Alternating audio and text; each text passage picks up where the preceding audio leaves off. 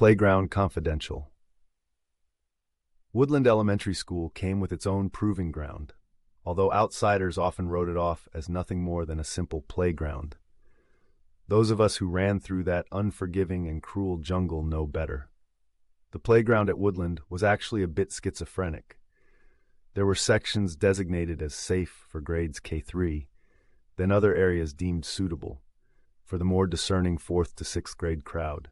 This 38th parallel was never actually marked with a physical line on the asphalt or anything, but the younger kids instinctively knew when they were getting perilously close to crossing over it. It was Stowe's version of a prison shock collar, only without the explosive charges. The K-3 crowd had to content themselves with games like hopscotch, which was barely a game in the first place, and the dreaded small swings. The teeter-totters were also divided between amateur and professional grade, although the one game that became universal was the sudden jump from the lower position, allowing gravity to take care of the victim in the higher position. One popular playground game evolved from the innocent version we all played in the school's so-called multi-purpose room. For a while, it was the gym for indoor PE classes, then it morphed into the lunchroom for meals, then became a gym again until the artistic urge took over, and it became the auditorium for school talent shows or outside performances or whatever. While it was still a gym, however, we played the game known as dodgeball. Dodgeball was the straightforward version. There's a ball, dodge it. There was a natural upper limit to how much pepper could be put on those odd rubber balls, only sold to schools, apparently. Throw, dodge, retrieve, throw again, hit, leave. These were all graspable concepts to a 4th grader. Somewhere along the way, dodgeball became fireball. Fireball was similar to dodgeball only in the sense that fast-pitch baseball was similar to slow-pitch softball. Fireball was serious business, played by serious people. I remember one guy at Kimpton Middle School who could pick off any target of his choosing from across the entire gym floor. You could try to catch the ball, you could try to get out of the way, you could try to feign injury and leave, but Mark was eventually going to nail you with that fireball. Death by round rubber was in the cards. Once Mark got through picking off most of the opposing team, one unfortunate survivor who spent the entire game hiding behind others would be the last one standing. The PE teacher would declare a free fire zone, meaning there were no more lines standing between competitors. Mark would stalk his prey for a few minutes, then deliver a crushing blow from 3 feet away.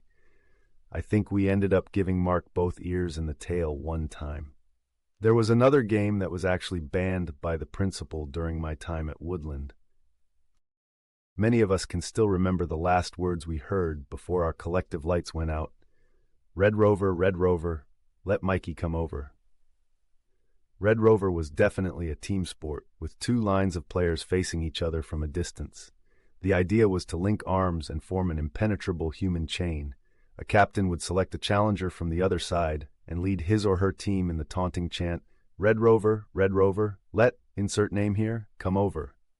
With that simple request, inserted name would try to break through the chain by any means necessary. If he or she was successful, a player would be sent back to the other side. If he or she could not break through, they became the newest link in that chain. This process of brute force elimination could stretch on for a while, I remember. The Red Rover rot set in after more than a few insert names here came on over as requested and failed miserably. Either they got clotheslined by the strongest links, or they inadvertently took out a few links of their own during an open field tackle situation. The Red Rover victim-to-champion ratio became far too lopsided for the principal's liking, so he sent out a general bulletin that our Red Rover playing days were over. I remember a few people were sorely disappointed that their best headbutting days were now behind them, but it was a banner day for insert names here everywhere. One afternoon at Woodland, I watched 2 of our janitors drill a hole in the playground blacktop.